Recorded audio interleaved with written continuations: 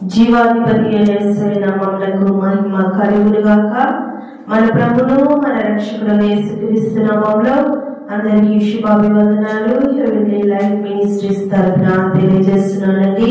ఈ ఉదయ కాలము మనము దేవుని స్తుతిస్తూ ఆయన నామాన్ని మహిమపరుద్దాం. హల్లెలూయా. నిజముగా మొరపెట్టినా దేవుడాలకింపకుండునా, సహనముతో కనిపెట్టినా సమాధానమియ్యకుండునా. జీవము గల దేవుడు మౌనముగా నుండునా, తన పిల్లల కాయనా మేలు చేయకుండునా. జీవము గల దేవుడు మౌనముగా నుండునా, తన పిల్లల కాయనా మేలు చేయకుండునా. పరలోకపు తండ్రి అడిగినా మంచి ఉరియకుండునా, కరములెత్తి ప్రార్థించినా దీవెనలే కురియకుండునా. సృష్టికర్త అయిన ప్రభువుకు మన హక్కున తెలియకుండునా,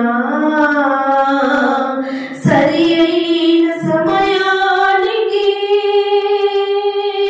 దయచేయక ఊరకుండునా. సర్వశక్తుడైన ప్రభువుకు సాధ్యము కానిదుండునా, తన మహిమను కనపరచుటకు దయచేయక ఊరకుండునా.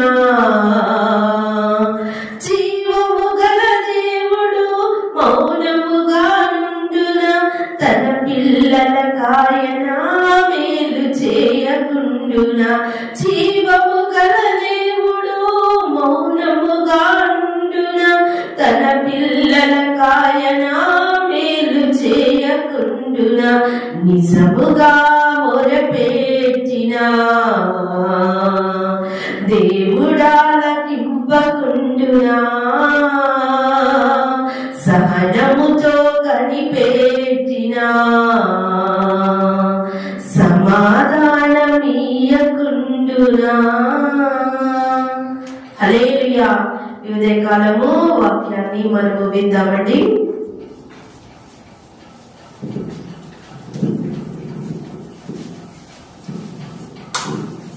దేవుని నామము పరిశుద్ధపరచబడును గాక. హెవెన్లీ లైఫ్ మినిస్ట్రీస్ పరిచర్య తరపున ఏ ఉదయ కాలము మీ అందరికీ శుభములు తెలియజేస్తూ ఉన్నాను. మరి దేవుడు మనం అనుగ్రహించిన వాక్యము వాగ్దానము చదువుకుందాం, ధ్యానించుకుందాం. మొదటి సమూయేలు గ్రంథం 1వ అధ్యాయము 17వ వచనము. దేవుడు ఈ విధంగా మాట్లాడుతూ ఉన్నాడు. గమనిద్దాం, ఎవరు మాట్లాడుతున్నాడు చూడండి ఒకసారి. అంతటా ఏలీ, నీవు క్షేమముగా వెళ్ళుము, ఇశ్రాయేలు దేవునితో నీవు చేసుకొనిన మనవిని ఆయన దయచేయును గాక అని ఆమెతో చెప్పగా. ఆమె ఇక్కడ మనందరికీ తెలిసిన వాక్య భాగమును మనం ధ్యానిస్తూ ఉన్నాం. చాలా లోతైన లేకపోతే చాలా ఆత్మీయ జీవితానికి అవసరమైన వాక్యాన్ని మనము ధ్యానిస్తూ ఉన్నాం. మనము ఈ మాటలు ధ్యానించే ముందు వారి మధ్యలో జరిగిన సంభాషణ ఎవరితో వచ్చినా ఏలీకు అలానే హన్నాకు ఆమె జరిగిన సంభాషణ ఒకసారి మనం గమనించామనుకోండి, వారిద్దరి మధ్య చాలా గొప్ప ఆత్మీయమైన ఒక సన్నివేశం మనం చూడొచ్చు. ఏది ఏమో హన్నా ఆ మందిరపు వాకిటి దగ్గర నిలిచి అలా ఉన్నప్పుడు ఏలి ఏమనుకున్నాడు ఆమెను చూసి, ఇక్కడ మనం గమనించామనుకోండి 13వ వచనంలో, ఆమె పెదవులు మాత్రమే కదులుచుండి ఆమె స్వరము వినబడక ఉండేది కనుక ఏలి ఆమె మత్తురాలై ఉన్నదనుకొని. హల్లెలూయా. ఏలి ఏమనుకున్నాడు ఇక్కడ గమనించండి. ఆమె పెదాలు మాత్రమే కదులుతున్నాయి, కానీ మాట రావట్లేదు. కొన్నిసార్లు మనము కూడా మన హృదయంలో నుండి మాటలు అయిపోయి కేవలం హృదయంలోనే లేకపోతే మనస్సులోనే మన అంతర్భాగములోనే దేవుని సన్నిధిలో ప్రార్థన చేస్తూ ఉంటాం. ఏ విధంగా అయితే హన్నా తను మాటలు చెప్పలేనంత, అంటే మాటలు బయటికి రాలేనంతగా దుఃఖముతో, వేదనతో, నిట్టూర్పుతో కుంగిపోయి ఆ విధంగా ఆమె ప్రార్థన చేస్తున్నప్పుడు యాజకుడు ఆమెను చూసి ఆమె మత్తురాలుగా ఉందని తలంచుచున్నాడు. హల్లెలూయా. గమనించండి, ఆమె పెదాలు మాత్రమే కదులుతున్నాయంట, స్వరము వినబడట్లేదంట. పెదాలు కదులుతున్నాయి కానీ స్వరము వినబడట్లేదు. మనము కొన్నిసార్లు సంఘంలో లేకపోతే ప్రార్థన కోరికలో కొంతమంది వారు కూడా పెదాలు మాత్రమే కదులుతూ ఉంటారు, కానీ మాట బయటికి రాదు. వారి నోటిలో నుండి ఎటువంటి వాక్కు బయటికి రాకుండా కేవలం పెదవులు మాత్రమే వారు కదులుతూ ప్రార్థన చేస్తుంటారు. అప్పుడు మనం అనుకుంటాము, ప్రార్థన చేస్తున్నాడా లేకపోతే నిద్రపోతున్నాడా, మత్తులోకి జారుకున్నాడా అని మనము కూడా తలంచుచూ ఉంటాం. అది సహజంగానే జరుగుతుంది. అలా ఆలోచించడం తప్పు కాదు. ఎందుకు అంటే వారున్న పరిస్థితి, వారున్న స్థితిని బట్టి ఆ విధంగా ఏలి ఆలోచించాడు. సమాజంలో, సంఘములో కొన్నిసార్లు ఇలాంటి సందర్భం జరిగినప్పుడు మనము కూడా ఆలోచిస్తూ ఉంటాం. ఇక్కడ జరుగుతుంది చూస్తే ఈ విధంగా రాయబడుతుంది. ఏమని రాయబడుతుంది? ఎంతవరకు నీవు మత్తురాలువై ఉందువు. ఏంటంట ఏమడుగుతున్నాడు? ఎంతవరకు నీవు మత్తురాలువై ఉందువు, నీవు ద్రాక్షరసం నీ వద్దకు తీసివేయమని చెప్పగా. హల్లెలూయా. ఒక స్త్రీ దేవుని మందిరానికి వచ్చి, దేవుని గుడారం దగ్గరకు వచ్చి, దేవుని దగ్గర తన బాధను, తన వేదనను, తన నిట్టూర్పును, తన దుఃఖాన్ని, తన కన్నీటిని ధారపోస్తూ ఉంటే యాజకుడు ఏమని పలుకుతున్నాడు? నీవు మత్తురాలువై ఎంతకాలం ఉంటావు, ఎంతసేపు మత్తురాలువై ఉంటావు, నీ దగ్గర నుంచి ద్రాక్షరసం తీసివేయి. అబ్బా, ఈ మాట నీతో అన్నారనుకోండి, ఇదే మాట నీతో మాట్లాడారనుకోండి, ఎలా ఉంటుంది? నీ జవాబు ఎలా ఉంటుంది? తిరిగి నువ్వు ఏ విధంగా వారిని నీ మాటతో వారిని జవాబిస్తావు? గమనించండి, హన్నా ఉన్న పరిస్థితిలో నేను నీవు ఉండి, నీవు నేను అలానే ప్రార్థన చేస్తుంటే, అలానే దేవుని సన్నిధిలో మొర పెడుతున్నప్పుడు, మనవి చేసుకుంటున్నప్పుడు ఎవరైనా ఒక వ్యక్తి వచ్చి అలాగ మనల్ని సంబోధిస్తే, అలాగ మనల్ని పలకరిస్తే ఎంత వేదన కలుగుతుంది. మనం ఆల్రెడీ దుఃఖంలో ఉన్నాం, ఆల్రెడీ మనము వేదనలో ఉన్నాం. అలాంటి పరిస్థితిలో ఇంకో వ్యక్తి వచ్చి ఇలాంటి మాటలు మాట్లాడితే ఎంత దుఃఖం కలుగుతుంది. అయినా కానీ ఆమె ఏ విధంగా జవాబిస్తుందో చూసారా? ఆమె దుఃఖం ఉంది, ఆయన అన్న మాటకు బాధ కలిగి ఉండొచ్చు, వేదన కలిగి ఉండొచ్చు. అయినా కానీ ఆమె ఏ విధంగా సంబోధిస్తుంది? అన్నా, అది కాదు నా ఏలినవాడా. ఏమంటుంది ఏలిని? అది కాదు నా ఏలినవాడా. నువ్వు నేను ఈ విధంగా సంబోధిస్తావా? ఏంటండి ఏం మాట్లాడుతున్నారు? నేను తాగటం నువ్వు చూసావా? నేను మత్తుగా ఉండటం, నేను ద్రాక్షరసం పుచ్చుకోవడం నువ్వు చూసావా అని మనం ప్రశ్న వేస్తాం. కానీ హన్నాలో ప్రశ్న వేయట్లేదు. అది కాదు నా ఏలినవాడా, నేను మనో దుఃఖం గలదానని ఉన్నాను. నేను ద్రాక్షరసమైనను మద్యపానమైనను చేయలేదు, కానీ నా ఆత్మను యెహోవా సన్నిధిని కృమ్మరించుచున్నాను. ఆమేన్, ఆమేన్. వాట్ ఏ వండర్ఫుల్ వర్డ్ అండి. అసలు బైబిల్ గ్రంథంలోనే ఒక గొప్ప గుణపాఠం, అనే గొప్ప లెసన్, మనకి మంచి పాఠము. నా మనోవేదనను, నా మనో దుఃఖాన్ని, నా బాధను, నా కన్నీటిని, నా యాంగ్జైటీని, నా నిట్టూర్పులను నేను దేవుని సన్నిధిలో కుమ్మరిస్తూ ఉన్నాను. నా యెహోవా దేవుని సన్నిధిలో నేను కుమ్మరిస్తున్నాను. నా చదువుతుంటే మనం కూడా ఇలాగే ప్రార్థన చేయాలి కదా. మనం వేదనంతా సన్నిధిలో కుమ్మరించాలి కదా. మన దుఃఖమంతా సన్నిధిలో పారిపోయాలి కదా. చూడండి, మళ్ళీ ఏమంటుందో, నీ సేవకురాలునైన నన్ను పలికి మాట్లాడగా ఎంచవద్దు. ఏం చేద్దాక? నీ సేవకురాలను, నీ దాసురాలను నన్ను ఒక పలికి మాలిన దానిగా నన్ను ఎంచకు. కొన్నిసార్లు మనము ఎదుటివారిని ఎంత తక్కువగా చూస్తామో చూడండి, ఎంత తప్పుగా చూస్తామో చూడండి. వారున్న పరిస్థితిని బట్టి మనని అంచనా వేసుకుంటాం. మనమే వారిని తప్పుగా ఆలోచిస్తున్నాము, తప్పుగా చూస్తున్నాము. నన్ను ఒక పలికి మాలినదానిగా ఎంచవద్దు.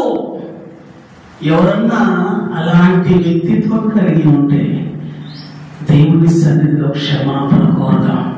ఎదుటివాడి జీవితము నీకు తెలియదు, నాకు తెలియదు, కానీ ఎదుటివాడిని ఒక తప్పుడు ఉద్దేశంతో, తప్పుని ఆలోచనతో చూడకూడదని వాక్యం సెలవిస్తుంది. ఉదయకాలం ఏమంటుంది అక్కడ చూడండి, అత్యంత కోపకారణమును బట్టి బహుగా నిట్టూర్పులు విడిచుచు నాలో నేను దీన్ని చెప్పుకుంటున్నది. ఆమేన్. నాలో నేనే నిట్టూర్పులు విడుస్తున్నాను, నాలో నేనే ఏం చేస్తున్నాను? నా కోపానికి కారణమైన హృదయాన్ని నాలో నేనే అణుచుకుంటూ నాకు నేనే చెప్పుకుంటున్నాను.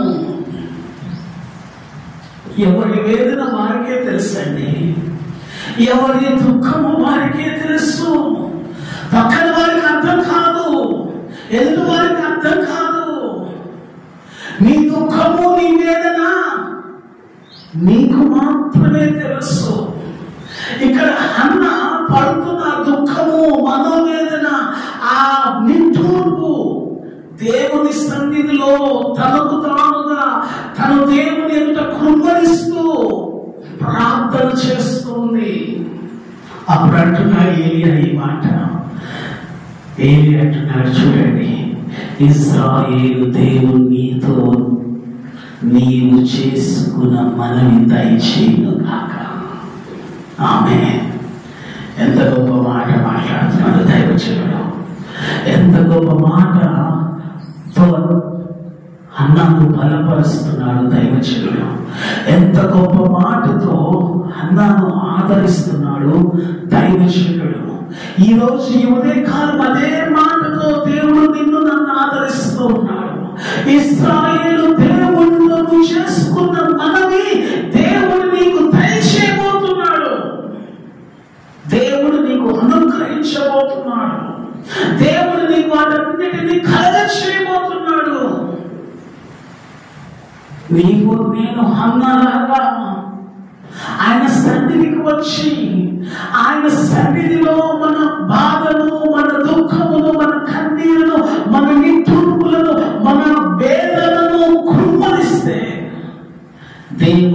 వాక్యము ద్వారా మనతో మాట్లాడుతున్నాడు దేవుడు. ప్రియమైన దేవుని కుమార్తె, ప్రియమైన దేవుని కుమారుడా, నీ మనవి నేను ఆలకించి ఉన్నాను, నీ మనవి నేను అనుగ్రహించబోతున్నాను, నీ మనవిని నేను సంపూర్తి చేయబోతున్నాను అని దేవుడు మాట్లాడుతున్నాడు. ఆమేన్. అప్పుడు దాకా ఏమనుకున్నాడు అన్నది? ఒక మత్తురాలు, ఒక మద్యపానేస్తురాలు అనుకున్నాడు. కానీ ఆమెతో మాట్లాడిన తర్వాత, ఆమెతో సంభాషించిన తర్వాత ఏమంటున్నాడు? క్షేమముగా వెళ్ళు. ఆమేన్. నువ్వు క్షేమముగా వెళ్ళు. నువ్వు దిగులు పడాల్సిన అవసరం లేదు. నువ్వు సమాధానంగా వెళ్ళు. నువ్వు దుఃఖపడాల్సిన అవసరం లేదు. నువ్వు ఆశీర్వాదంగా వెళ్ళు, సంతోషంగా వెళ్ళు. నీ దేవుడైన ఇశ్రాయేలు దేవుడైన యెహోవా నీ మనవి నీకు దయచేయునుగాక అని మాట్లాడుతున్నాడు. ఆమేన్. దేవుడు కాలం అంటున్నాడు మనతో, మన హృదయంతో అంటున్నాడు, మన జీవితంతో అంటున్నాడు, మన బ్రతుకులతో అంటున్నాడు. నువ్వు క్షేమము గల దానమై ఉంటావు. నీ మనవి నేను దయచేసి అనుగ్రహించబోతున్నాను. ఆమేన్. దేవుడి మాటలు దీవించి ఆశీర్వదించిన గాక. ప్రార్థన చేద్దాం. పరిశుద్ధుడా, మా ప్రియ పరలోకపు తండ్రి, ఈ ఉదయ కాలము నీ ప్రశస్తమైన వాక్యమును బట్టి, నీ ప్రశస్తమైన ప్రభా నీ జీవమును బట్టి తండ్రి, అన్నలాగా మేము నీ సన్నిధికి వచ్చాము. అన్నలాగా నీ సన్నిధిలో ప్రభా నీ తోడుపులు విడుస్తూ ఉన్నా. నీ సన్నిధిలో మా మనోవేదనను, నీ సన్నిధిలో మా మనో దుఃఖమును, మా కన్నీటిని కుమ్మరిస్తూ ఉన్నా. హృదయంతర్భాగము లేని దేవుడవు ప్రభా, మా హృదయంలో పడుతున్న వేదన, నేను ప్రయాణం చేస్తున్న ఆ దుఃఖ ప్రయాణమును చూస్తున్న దేవుడు, ఈ ఉదయకాలం మా మనవికి జవాబు దయచే, మా మనవికి ప్రభా జవాబు అనుగ్రహించు. ప్రార్థన ఆలకించేవాడము, మనవికి జవాబు దయచేవాడవు కదా. ఎన్నో సంవత్సరాల నుంచి ప్రార్థన చేస్తున్న వారు ఉన్నారు, ఎన్నో సంవత్సరాల నుంచి కనిపెడుతున్న వారు ఉన్నారు, ఎన్నో సంవత్సరాల నుంచి మొదలుపెడుతున్న వారు ఉన్నారు. వారికి జవాబు దయచేయండి ప్రభా, మాకు జవాబు దయచేయండి. నీ జవాబు మేము పొందుకుంటాము కాక, సమాధానము మాకు దయచేయబడును కాక, క్షేమము మాకు దయచేయబడును కాక, శాంతి మాకు అనుగ్రహించబడును కాక. ఈ విన్న వాక్యము ఎవరైతే వింటున్నారో ప్రభా, వారి జీవితాలని కార్యము జరిగించండి. వారి మనవికి వారికి ప్రభా దయచేయమని మేము పలుకుతూ ఉన్నాం. దైవజనుడు పలికినట్టు మేము పలుకుతూ ఉన్నాం. ఇశ్రాయేలు దేవుడు నీ మనవి నీకు దయచేయును కాక, క్షేమముగా వెళ్ళు అన్న మాటను పలుకుతూ ఉన్నాం. మీరే మహిమ పొందండి. ప్రతి వారి జీవితంలో మీరు గొప్ప కార్యాలు జరిగించి మీరు మహిమ పొందమని యేసు నామములో అడుగుచున్న మా ప్రియ తండ్రి, ఆమేన్. అందరికీ praise the lord. Pastor Solomon Raj YouTube ఛానల్ని సబ్స్క్రైబ్ చేసుకోండి, లైక్ చేయండి, షేర్ చేయండి, కామెంట్ చేయండి. చాలా మంది చూస్తూ ఉన్నారు కానీ సబ్స్క్రైబ్ చేసుకోవట్లేదు. దయచేసి రిక్వెస్ట్ చేస్తున్నాను, సబ్స్క్రైబ్ చేసుకోండి. దేవుడు దీవించును గాక. ఆమేన్.